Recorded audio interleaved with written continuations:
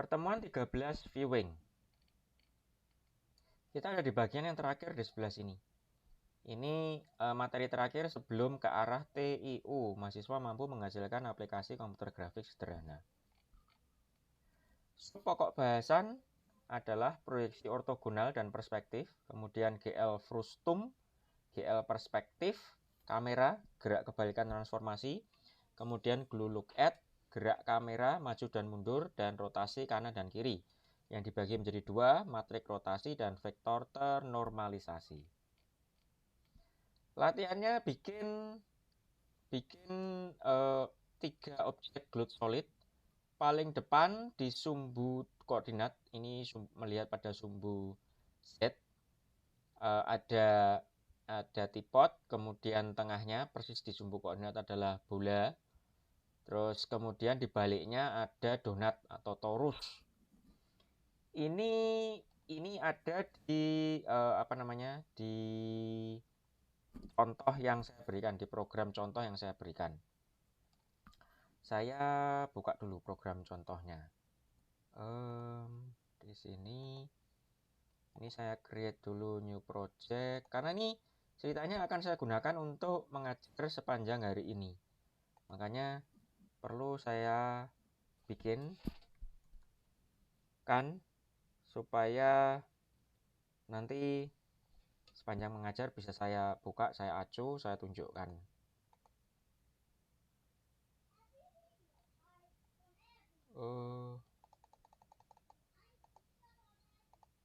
Di sini Ctrl A del dan Ctrl A. Bisakah Ctrl A? Tidak bisa. Berarti harus satu-satu. Ctrl C. Oke. Terus kemudian ini saya matikan, saya pakai glue ortho, saya run.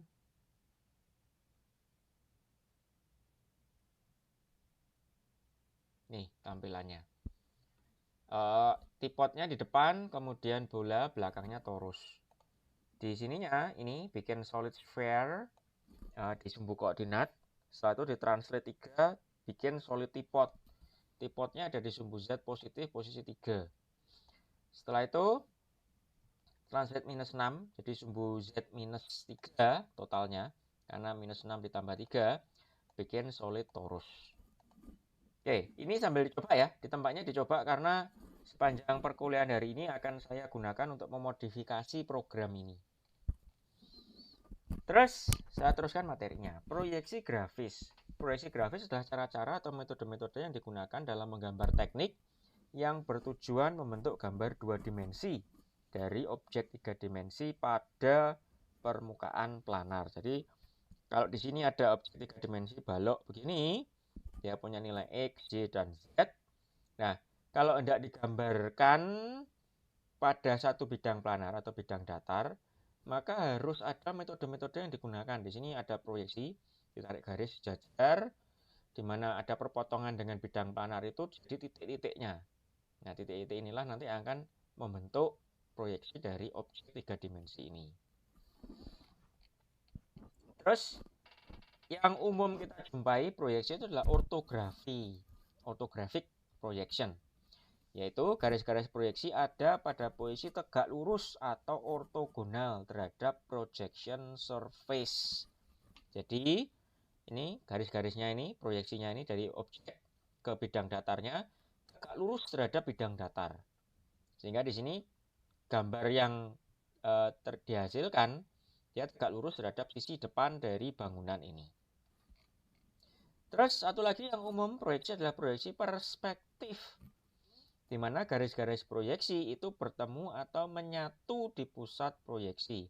Jadi tarik garis, ketemu, menyatu, pusat proyeksinya adalah mata manusia. Nah ini gambarnya terbalik sebenarnya. Harusnya objek bangunannya ada di sebelah kiri, mata manusia sebelah kanan. Karena gambarnya itu tampilannya seperti ini. Menyatunya di sebelah kanan sini. Harusnya. Oke. Ini taksonomi proyeksi grafis. Jadi proyeksi grafis itu dibagi dua besar, yaitu paralel dan perspektif. Perspektif dibagi menjadi 1 poin, 2 poin, dan 3 poin. Sementara yang paralel itu dibagi menjadi multiview ortografik, kemudian aksonometrik yang dibagi lagi menjadi isometrik, dimetrik, dan trimetrik. Satu dibagi ada satu lagi oblique. Gambarnya begini jenis-jenis proyeksi itu. Ini front elevation, ini ortogonal dari sisi depan. Ini elevation oblique, plane oblique, ini isometrik, kemudian ini 1 point perspektif, ini 3 point perspektif. Ini sekedar tahu aja beberapa jenis proyeksi. Nanti beberapa yang penting akan saya jelaskan setelah ini. Balik ke sini ke orthographic projection, yaitu garis-garis proyeksi ada pada posisi tegak lurus terhadap projection surface. Nah, yang disebut dengan multiview orthographic projection itu adalah dari satu objek yang sama, dia ditampilkan dari sisi-sisi yang berbeda. Multiview, dari tampilan-tampilan yang beberapa. Biasanya dari si front, top, sama side views. Ini yaitu front itu dia tegak lurus dari sisi utama, front dari sisi depan, top dari sisi atasnya ini, atapnya. Kemudian side dari sisi samping. Kemudian biasanya ditambahkan satu lagi tampilan bentuk 3 dimensinya yang berupa isometrik. Tampilan semacam ini dipakai oleh program pengolah grafis yang namanya 3ds Max. Lain dengan Blender, 3ds Max itu membagi layarnya menjadi 4 area besar supaya kelihatan sisi-sisinya dengan jelas. Terus 3D parallel projection. Ini yang ortogonal tadi, tegak lurus tadi. Ada istilah-istilahnya. Ada objek, terus kemudian ada projection plane, ini bidang datarnya. Ini garis-garis proyeksi atau disebut juga dengan proyektor. Terus dia punya namanya DOP. DOP di sini adalah singkatan dari direction of projection, jadi arah proyeksinya. Semua proyektor memiliki DOP yang sama. Sejajar dia, semua proyektornya dia. Di OpenGL kita sudah sering menggunakan perintah ini, GL Ortho, untuk menggunakan proyeksi ortogonal. Dia punya 6 argumen, left, right, bottom, top, sama near, far. Bentuknya balok, kiri depan ini adalah left, bottom, minus near. Yang kanan atas ini right, top, minus far. Nah, secara default itu bentuknya begini. GL Ortho itu defaultnya adalah minus 1, minus 1, 1, sama minus 1, 1, minus 1. Jadi panjang sisi dari kubusnya ini adalah 2. 2 ke kanan, 2 ke atas, 2 ke belakang. Nah, benda-benda yang ada di dalam kubus proyeksi itu tadi, ini misalkan ada bola, ada limas begini, itulah yang akan ditampilkan di projection plane. Objek yang di luar kubus itu akan di clip out atau tidak ditampilkan, dipotong atau di clip out. Nah, projection plane ini diletakkan di posisi Z sama dengan 0. Jadi pada bidang XY dengan nilai Z sama dengan 0. Itu projection plane-nya. Default-nya itu. Untuk perspektif, baik lagi, di mana garis-garis proyeksi bertemu atau menyatu di pusat proyeksi. Ada istilah-istilahnya untuk perspektif, ada objek, ini projection plane sama, ada proyektor, garis proyeksi. Nah, dia tidak menggunakan DOP, tetapi dia menggunakan COP. Kalau tadi DOP adalah direction of projection, kalau COP adalah center of projection, karena dia bertemu di satu titik. Nah, center of projection di sini disebut juga dengan nama vanishing point, atau dalam bahasa Indonesia adalah titik hilang. Titik tempat garis-garis proyeksi menyatu disebut sebagai titik hilang atau vanishing point. Titik hilang pasti digunakan ketika menggambar perspektif dengan tangan. Ini, jadi kalau kita menggambar perspektif, ini garisnya ditarik ke sana, ini tarik ke sana, tarik ke sana, menyatu di satu titik, itulah vanishing point. Titik hilangnya di situ. Ini dulu ketika saya SD, saya diajari menggambar perspektif dengan menggunakan 2 titik hilang di sebelah kanan dan di sebelah kiri. Nah, titik hilang itu tidak hanya 2, ada 1 yang di sini contohnya, kemudian ada 3 nanti berikutnya. Ini yang satu titik hilang dulu. Di mana titik hilangnya? Kita bisa ikuti garis-garis sini. Ini garisnya saya teruskan ke sana, ini teruskan ke sana, ke sana, yang sebelah kanan diteruskan ke sana, sebelah sana yang atas diteruskan ke sana, maka titik hilangnya ada di tengah-tengah di sini. Di belakang objeknya. Ini satu titik hilang di belakang objek. Kemudian dua titik hilang, ini contohnya, di mana titik hilangnya? Ini sebelah kanan ditarik ke sana, ini tarik ke sana, ini tarik ke sana, tarik ke sana, maka ketemu titik hilang di area sini satu. Satu lagi ditarik ke sana, tarik ke sana, tarik ke sana, ini tarik ke sana, tarik ke sana, ketemu titik hilang kedua di sebelah sini. Ini yang dua titik hilang. Ada juga tiga titik hilang. Ini di mana tiga titik hilangnya? Ya tarik garisnya, ini ke sana, ke sana, sana. Satu titik hilang di sini. Ini ke sana, ini ke sana, ini ke sana. Satu titik hilang lagi di sini. Titik hilang ketiga dari pilar-pilarnya ini ditarik ke sini, ke sini, ke sini, ke sini, ke sini. Maka di area sini itu adalah titik hilang ketiga.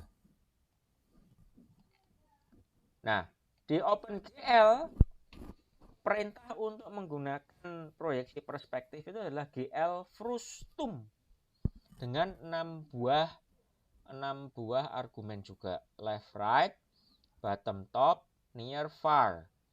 Sama bentuknya ini segi 4, tetapi karena dia menyatu di sumbu koordinat, maka bentuknya dia ini seperti limas sebenarnya. Limas yang blok sini itu limas terpenggal, atau beberapa istilah dalam bahasa Indonesia saya pernah baca namanya, istilahnya adalah limas terpancung.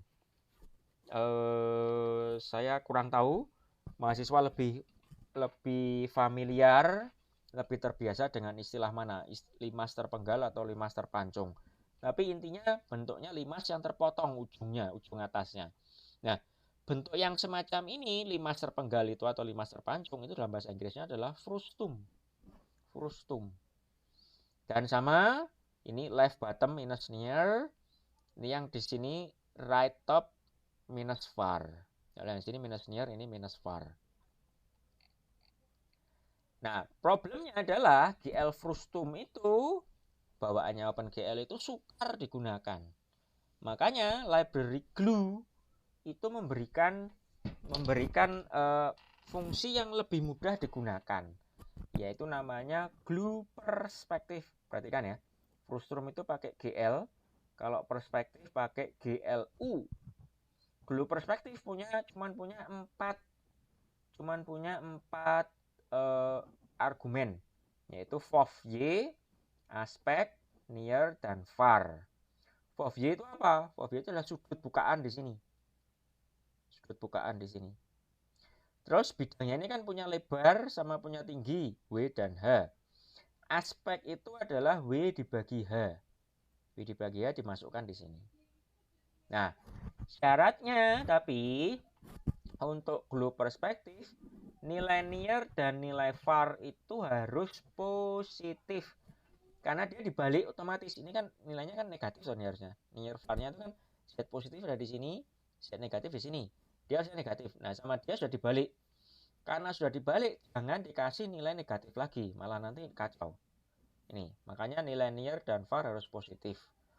Plus satu lagi, jangan pernah beri near dengan nilai 0. Near tidak boleh nilainya 0.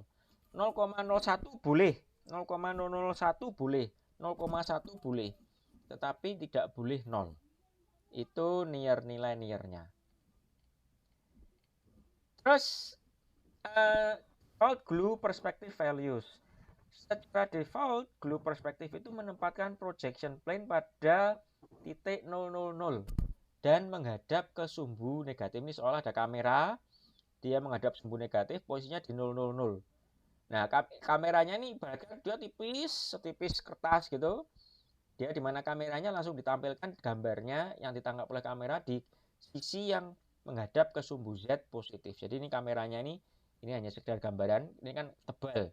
Nah, harusnya kameranya tipis karena dia posisinya ada di bidang XY dan dia menghadap ke sumbu negatif.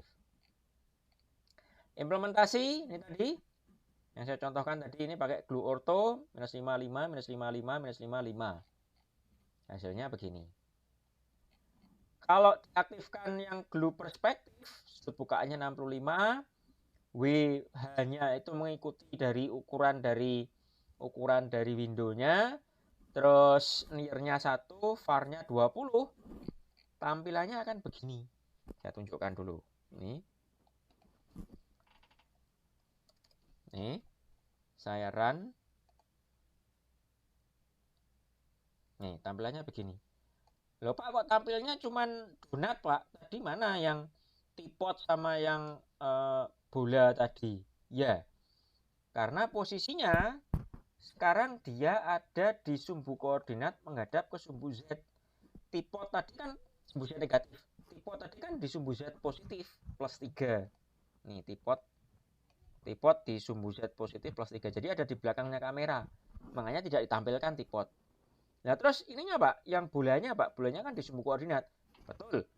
Bola ada di sumbu koordinat solid sphere ini, tetapi dia jaraknya 1 radiusnya.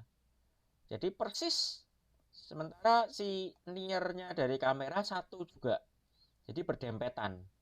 Karena berdempetan dia menghadap ke sumbu Z negatif, dia tidak ikut ditampilkan. Sehingga yang tampil hanya si donatnya saja di sini atau torusnya saja. Oke, sampai sini ada pertanyaankah? Dicoba sendiri ya. Sampai sini ada pertanyaankah? Dicoba sendiri tempatnya masing-masing. Kalau ada pertanyaan silahkan bertanya. Ada pertanyaankah?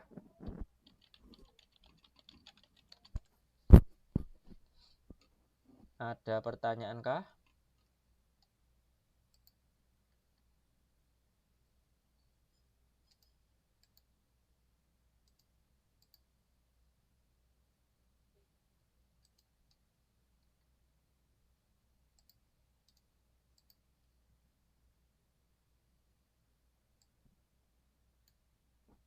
Saya tunggu, ada pertanyaankah?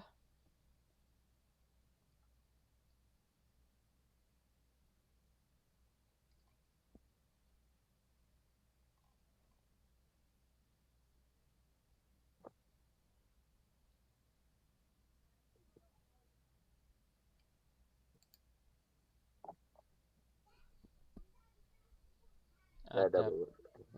Tidak ada. Oke, saya lanjutkan. Terus kamera. Jadi bidang proyeksi itu seringkali bidang proyeksi itu sama artinya dengan kamera dalam komputer grafik. Jadi hanya kameranya itu tipis tadi yang saya sempat bilang. Nah, gerak objek, jadi kalau kita tidak menggerakkan objek dalam tampilan kita, itu sebenarnya bisa dicapai dengan dua cara. Cara yang pertama adalah dengan memindah atau mentransformasi objeknya, yaitu dengan misalkan contohnya GL Translate F. Cara yang kedua adalah kameranya yang dipindah dengan transformasi kebalikannya. Jadi kalau sebelumnya GL Translate F sejauh minus D, maka kalau kameranya yang translate itu translate F sebanyak positif D. Maksudnya gimana Pak?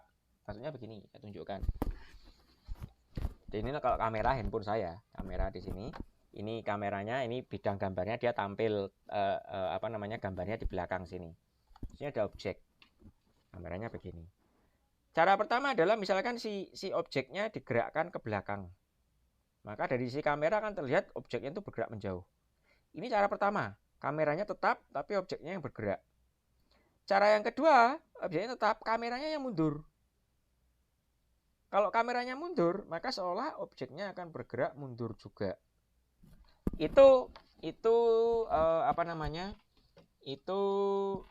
dua cara untuk menampilkan seolah objeknya bergerak. Nah, ini contohnya gambar yang lain. Ini ada kamera di sumbu koordinat.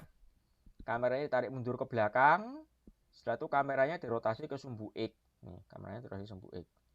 Maka seolah-olah nanti objeknya akan mundur ke belakang, setelah itu objeknya akan berputar ke arah jarum jam pada bidang X dan Z.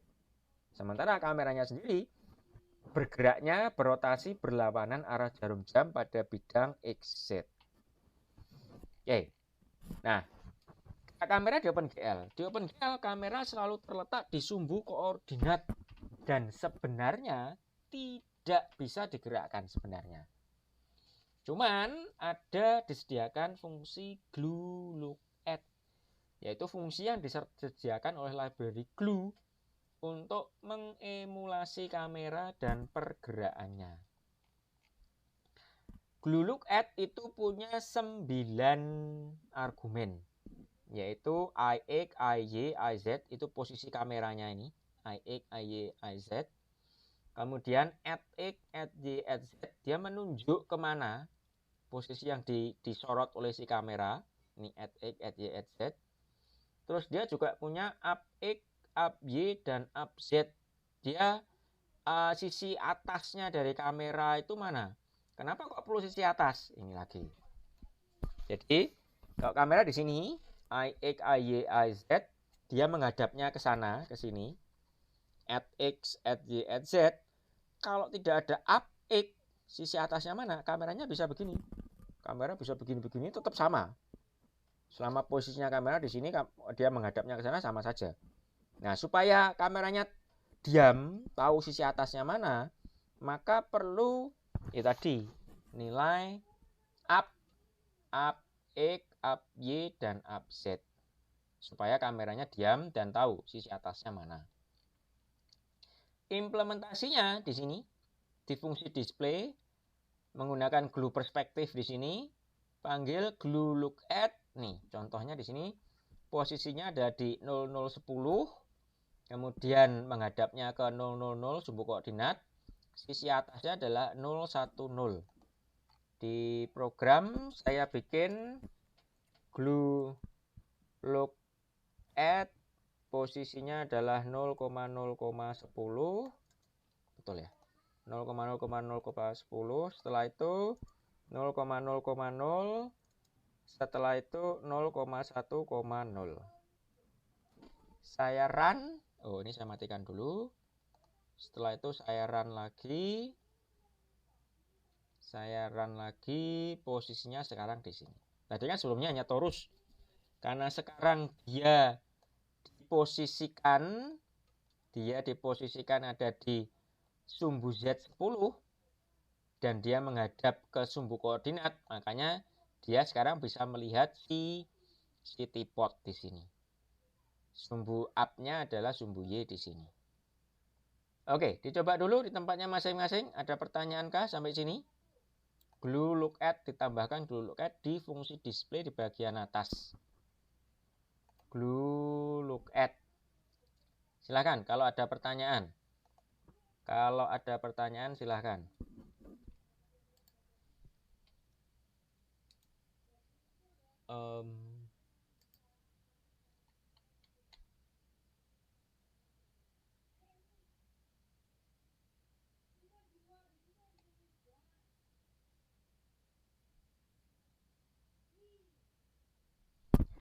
Contoh yang berikutnya adalah kalau ini kan tadi tampilannya dari depan. Kalau mau dilihat dari belakang, maka glue lookadd-nya kameranya diletakkan di -10 di sini. Ini dikasih -10. Saya run. Maka sekarang posisinya ada di negatif. Sumbu Z negatif, dia lihat ke sumbu koordinat. Maka yang terlihat di awal di sini adalah si torusnya. Baru di depannya sini ada bola, depannya lagi ada si tripod. Ini contoh yang berikutnya. Ada pertanyaankah sampai sini? Latihannya bikin begini tampilannya. Diatur argumen dari si glue lookadd-nya supaya dia menghasilkan tampilan seperti ini. Dicoba dulu tempatnya masing-masing.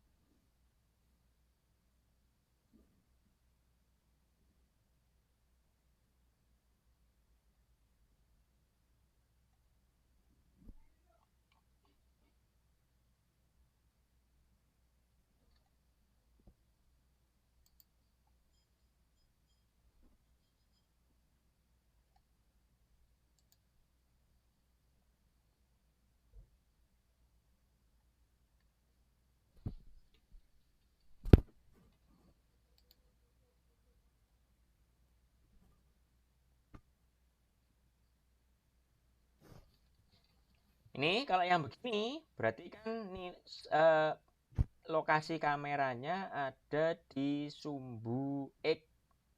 Lokasi kamera ada di sumbu X.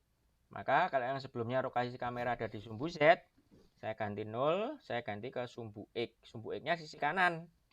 Sisi kanan karena ini kan Z positif, ini Z negatif. Maka sumbu Z-nya sumbu X-nya di sisi positif. Sekarang dulu supaya kelihatan anunya dulu, kelihatan perbedaannya. Nah, ini kan. Ini sebelah kiri, ini sebelah kanan, ini ada bolanya. Nah, yang berikutnya dia harus miring. Dia harus miring. Ini kan, miring begini. Kalau miring begini, maka sisi up-nya dia ada di sini, sisi up-nya dia. Sisi up-nya dia. Makanya di sininya nilai Y dan nilai Z-nya saya ganti 1. Saya run. Nih hasilnya. Ini jadi miring sesuai dengan permintaan. Ada pertanyaankah sampai sini? Ada permintaankah sampai sini?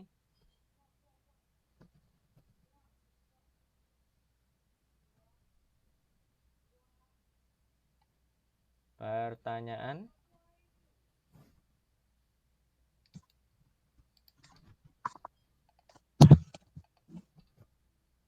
Ada pertanyaan? Tidak ada? Oke, saya lanjutkan. Berikutnya gerak maju dan mundur dari glue look at. Posisi supaya kamera ini bisa bergerak dengan inputan keyboard, maka posisi X, Y, dan Z itu dibuat variabelnya. Kemudian dibuat juga vektor arah dari vertex posisi dan vertex target atau add tadi. Lebih mudahnya kalau kita menggunakan satu vertex dan satu vektor daripada menggunakan dua vertex. Nah, setelah itu atur input tombol keyboard untuk mengubah posisi sekarang berdasar posisi sebelumnya dan vektor arah. Nih, jadi dibikin satu variabel yang menyimpan lokasi sekarang, posisi. Jadi ini array, posisinya 0, 1, 2, diinisialisasi dengan nilai posisinya untuk X-nya 10, Y-nya 0, Z-nya 0. Nah, di glue look at-nya digunakan di sini. Posisinya X ngambil dari ini pos 0, posisi Y-nya dari pos 1, posisi Z-nya dari pos 2. Terus dibikin juga vektor arah, yaitu view direction-nya dia. Dia menghadap kemana? Ini di awal dia menghadap ke sumbu X negatif minus 1, kemudian 0, 0. Nah, vektor add-nya tinggal ditambah. Pos 0 ditambah dengan view dir 0, pos 1 ditambah view dir 1, setelah itu pos 2 ditambah view dir 2. Sampai sini tidak ada masalah. Nah, terus ketika tombol keyboard ditekan, tombol G,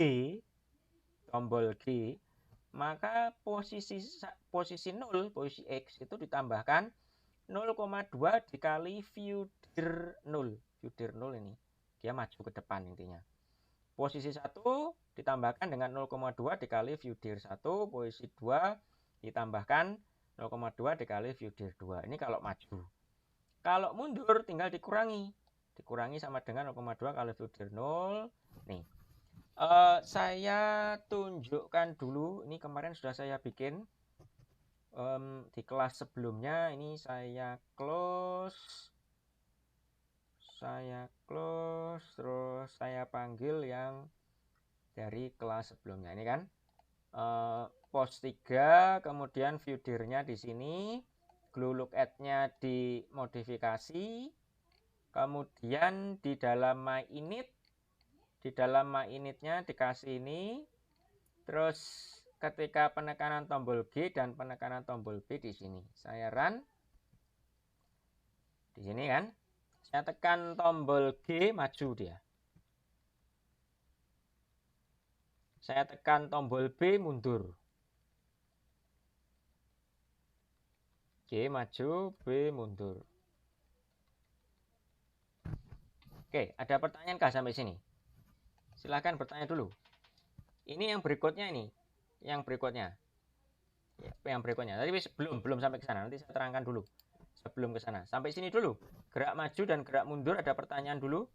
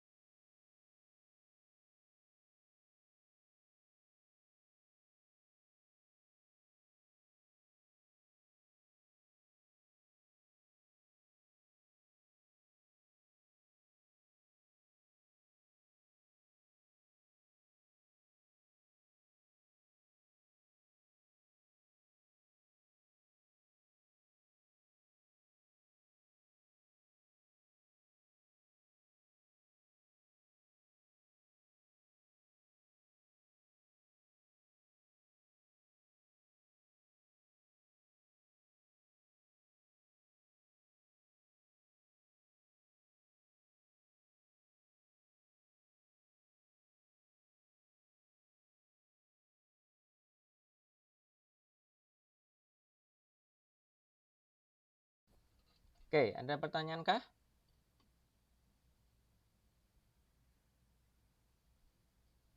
Ada pertanyaan kah? Saya lanjutkan. Tadi kan geraknya tombol G maju, tombol B mundur. Nah, sekarang kalau rotasi kanan dan kiri, ada dua cara untuk rotasi ini. Cara yang pertama adalah dengan penghitungan matrik rotasi. Cara yang kedua adalah dengan penghitungan vektor. Nah, matrik rotasi balik ke sini, ke pelajaran transformasi beberapa minggu yang lalu. Ingat, matrik rotasi kalau dia terhadap sumbu X, maka matrik rotasinya seperti ini. Kalau dia rotasi terhadap sumbu Y, matrik rotasinya seperti ini. Kalau dia terhadap sumbu Z, matrik rotasinya seperti ini. Nah, di dalam kasusnya kita, di dalam programnya kita, titik atasnya kita itu, arah atasnya kita kan sumbu Y. Karena sumbu Y kita berotasi terhadap sumbu Y, di sini kita gunakan matrik rotasi yang kedua. Sehingga nih, matrik rotasi yang kedua pakai yang ini. Dan ini perhitungan matrik rotasi ini dilakukan terhadap vektor arah. Vektor arah itu yang mana? Yang ini tadi. Yang view dir ini. Ini yang kita lakukan perubahan kalau kita menekan tombol untuk melakukan rotasi. Detailnya begini. Ketika tombol ditekan tombol N itu gerak rotasi ke kanan, maka view dir-nya 0 dan view dir 2 yang diupdate. Kok bisa tahu dari mana, Pak? Dari sini. Ini kan 0 dan 2. Yang satunya tidak ada update di sini. Maka yang kita lakukan adalah perkaliannya yang di sini. Perkalian yang 0, indeks 0 dan indeks 2. Dikalikan dengan view dir 0 dikali cos minus 003. Ini dari mana, Pak? 003. Ini adalah proses pergeseran, sama kayak 0,2 di sini loh. Setting kecepatan rotasinya. Kalau ini setting kecepatan gerak maju mundurnya 0,03, ini sudut perputarannya seberapa. Kalau terlalu cepat dikurangi ini angkanya, kalau terlalu lambat bisa ditambah. Terus negatifnya dari mana, Pak? Dari sini. Ngikuti kalau dia geraknya ke kanan, dia searah jarum jam, maka nilai sudutnya negatif. Ini negatif karena berputar ke searah searah jarum jam. Kalau berlawanan arah jarum jam, dia tidak negatif, semuanya positif. Terus ini negatifnya dari mana, Pak? Negatif yang view dir 0, negatif view dir 0 dari sini. Negatif sin ini. Nah, ini sudah saya ketikkan di sini. Jangan lupa di paling bawah dikasih display ya. Ini display. Saya run di sini. Saya tekan tombol N, dia geser ke kanan. Saya tekan tombol G, dia maju. Tombol kiri, dia gerak ke kiri, dia maju. Kiri, maju. Bisa tembus Pak, bisa. Karena dia kan sebenarnya objek saja yang digambar di layar kan. Bisa tembus. Balik.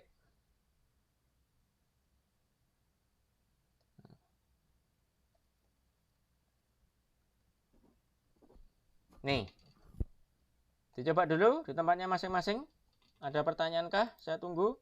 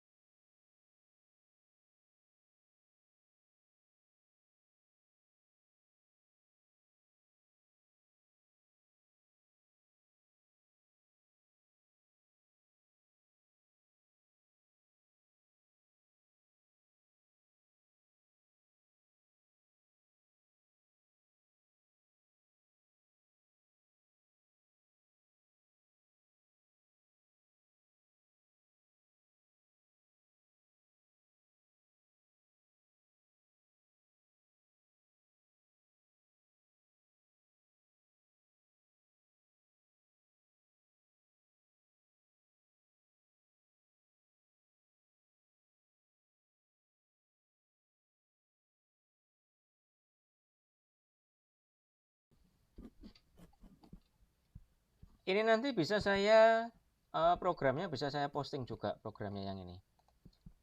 Ada pertanyaan? Ada pertanyaankah? Ini nanti tidak ada Bapak. Oh, tidak ada. Ini nanti akan digunakan di demo UAS. Harus ada modifikasi tetapi karena ya nanti saya jelaskan. Saya teruskan dulu yang di sini.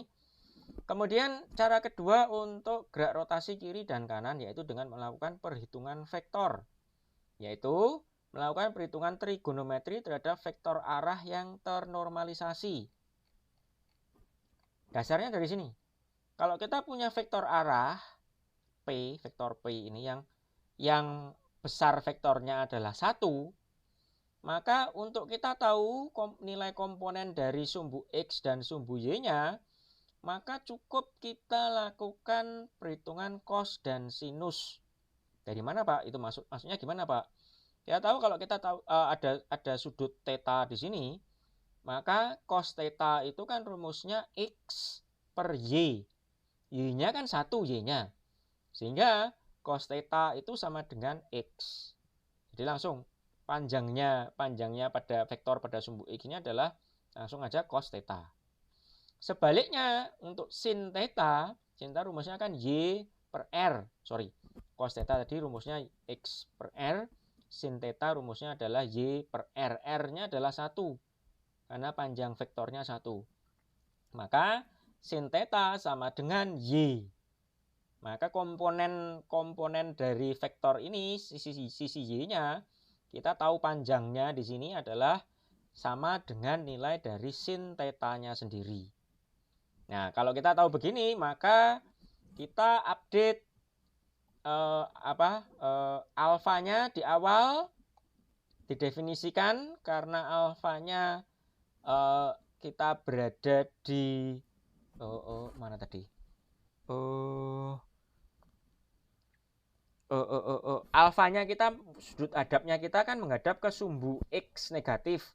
Makanya sumbu X negatif terhadap sumbu X positif itu sudutnya adalah 180 derajat. Makanya dikasih nilai alfa dalam satuan radian yaitu 3,1415. Nah, ketika ditekan tombol N, alfanya ditambahkan dengan angka yang kecil. Setelah itu view dir 0, nilai X-nya yaitu cos alfa, view dir 2 nilai Y-nya adalah sin alfa. Kalau ditekan tombol V, alfanya dikurangi dengan angka yang kecil 0,01, terus dilakukan hal yang sama. View dir 0 sama dengan cos alfa, view dir 2 sama dengan sin alfa. Selesai. Ini pendekatan yang kedua. Terserah nanti si mahasiswa mau menggunakan pergerakan kamera menggunakan pendekatan yang pertama atau yang kedua. Terserah, boleh. Yang manapun boleh. Oke. Rangkuman ada dua jenis proyeksi yang umum digunakan di komputer grafik, yaitu ortogonal dan perspektif. Untuk proyeksi perspektif ada dua perintah di OpenGL, yaitu GL Frustum dan Glue Perspektif. OpenGL memiliki fungsi untuk mengemulasi kamera, yaitu Glue Lookat. Sampai sini ada pertanyaan sebelum saya menjelaskan lebih detail tentang demo 4. Demo UAS, ada pertanyaan kah?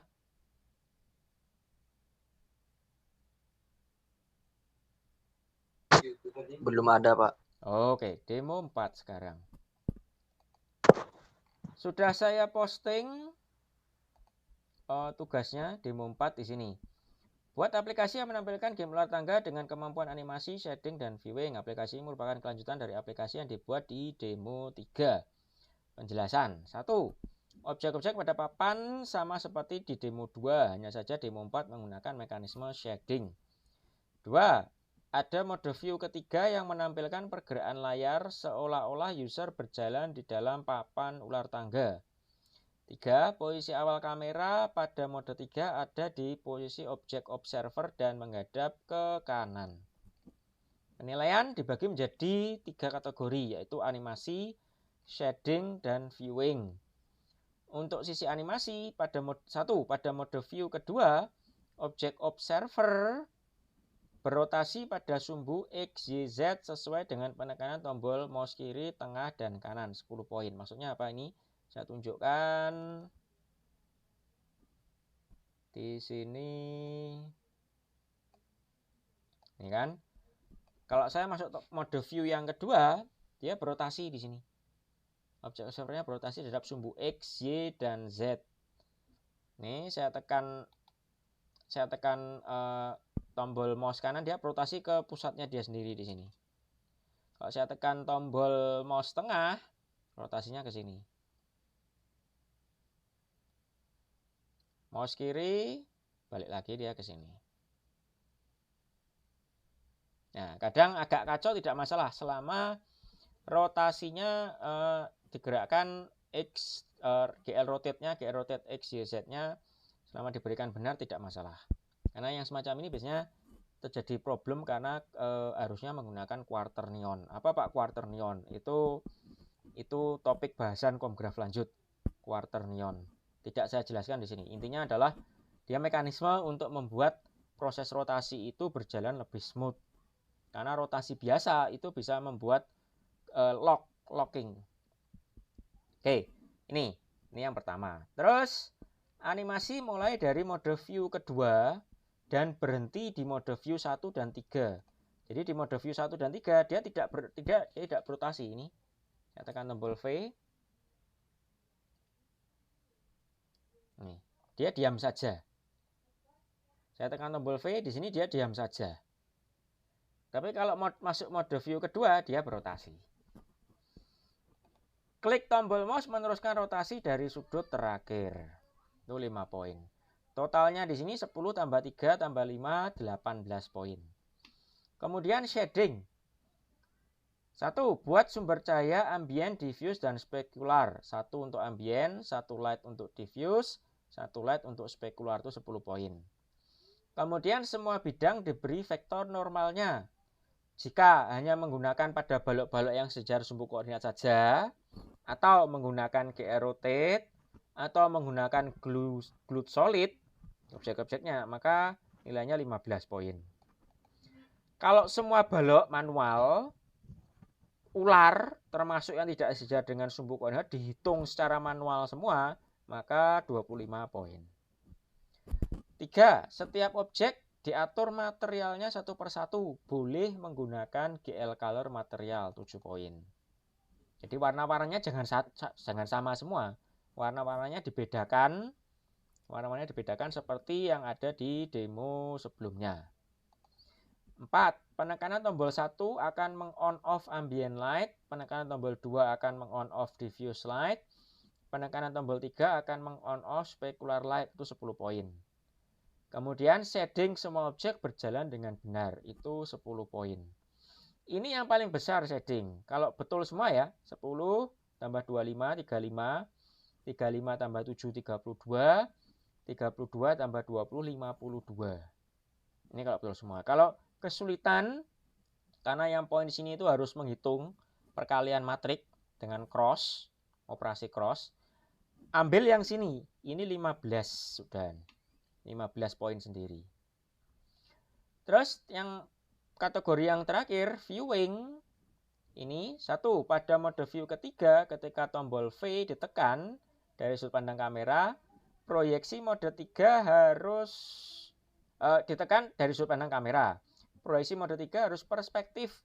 Mode 1 dan 2 harus orto, itu 5 poin. Pada mode view ketiga, semua objek NRP dirotasi 90 derajat sehingga tampak berdiri tegak lurus terhadap dasar papan luar tangga. 5 poin. Apa maksudnya? Ini maksudnya. Ini angka 1, angka 2-nya jadi berdiri. Ini kan 3, 4. Kalau yang mode 1 ini kan tidur dia. Angka 1, angka 2, 3, 4, 5 ini kan tidur. Ketika mode view ketiga dia berdiri. 4, 5, 6, 7. Nih 8-nya di sini. 8, ini 9 dan seterusnya. Itu maksudnya. 3. Pada mode view ketiga, objek player harus dirotasi juga sehingga tampak tegak lurus terhadap dasar papan luar tangga. Ini objek playernya. Objek playernya ini tripod saya jadi berdiri di mode view yang ketiga. Ini kan? Ini tripodnya berdiri. Kalau mode view 1, mode view 2 dia tidur. Keempat, berjalan di dalam lingkungan maze. Navigasi menggunakan tombol panah atas, bawah, kiri, dan kanan. 5 poin. Submit hanya satu file CPP saja. Untuk tiap kelompok cukup satu mahasiswa anggota kelompok yang submit. Ada pertanyaankah sampai sini? Ada pertanyaankah sampai sini? Ada pertanyaankah sampai sini? Minggu depan kita tetap ada pertemuan. Yang jelas saya akan membahas tentang demo UAS. Jadi kalau ada pertanyaan silakan bertanya nanti di sana.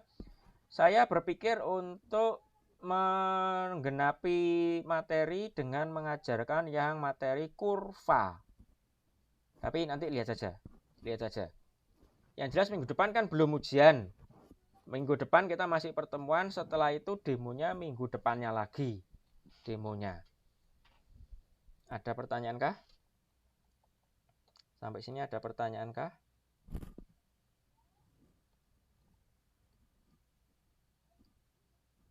Ada pertanyaankah?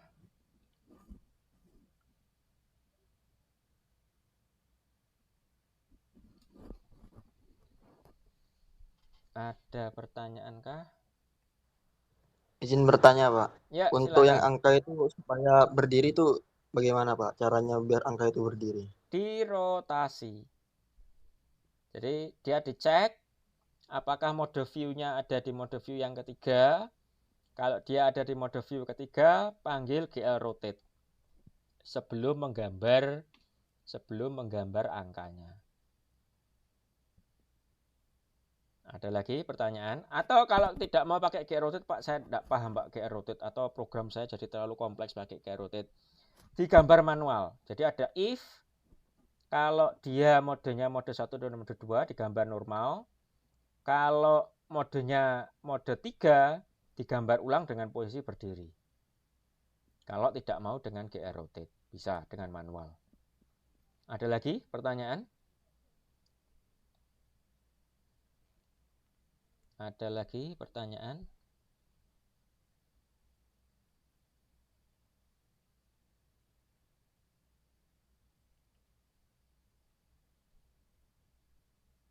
Nah, sehingga itu secara implisit artinya program harus tahu dia ada di mode berapa saat ini. Dan nilainya ada tiga value, 3 jenis nilainya. Mode 1, mode 2, dan mode 3. Ada lagi pertanyaan?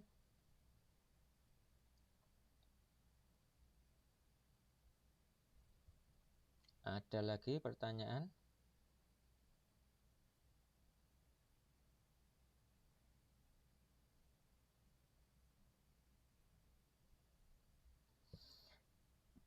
Ada lagi pertanyaan? Oh ya, gerak kameranya dengan yang saya jelaskan di materi hari ini. Kalau yang di materi hari ini itu kan gerak kameranya kita bergerak pada bidang X dan Z. Nilai atasnya dia, saya cari gambar yang cukup representatif. Nah, nilai atasnya dia tidak ada. Ya, saya run saja dari sini. Ini kan? Ini sumbu Z, kita yang masuk ke sana sumbu X, nilai atasnya adalah sumbu Y. Nah, sementara pada program ular tangga yang dibuat selama ini, kita menggambarnya ada pada sumbu X dan Y. Nilai atasnya adalah sumbu Z. Sehingga apa yang saya ajarkan di sini harus dimodifikasi. Kalau yang sebelumnya di sini kita rotasinya di sini contohnya ya. Rotasinya di sini terhadap dengan menggunakan matrik rotasi sumbu Y, maka yang di ular tangga nanti menggunakan matrik rotasi sumbu Z. Itu. Ada lagi pertanyaan? Ada lagi pertanyaan? Ada lagi pertanyaan? Kalau tidak ada, saya akhiri sekian. Mahasiswa bisa log off. Minggu depan kita masih ada pertemuan. Silakan log off.